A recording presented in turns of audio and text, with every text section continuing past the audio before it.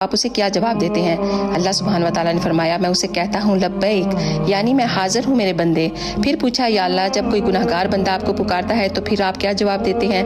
तो फिर फरमाया, मैं कहता हूँ लब्बैक लब्बैक लब्बैक। तो फिर हज़रत मूसा अलैहिस्सलाम ने सवाल किया कि या अल्लाह, नेक बंदे को एक दफ़ा लब्बैक और गुनहगार को 3 दफ़ा। तो अल्लाह सुब्हान व तआला ने जवाब दिया कि मेरे प्यारे मूसा, नेक बंदे को अपनी नेकी पर भरोसा होता है और गुनहगार को सिर्फ मेरी रहमत पर, तो इसलिए उसे 3 दफ़ा लब्बैक कहता हूँ कि कहीं वो मेरी रहमत से मायूस ना हो।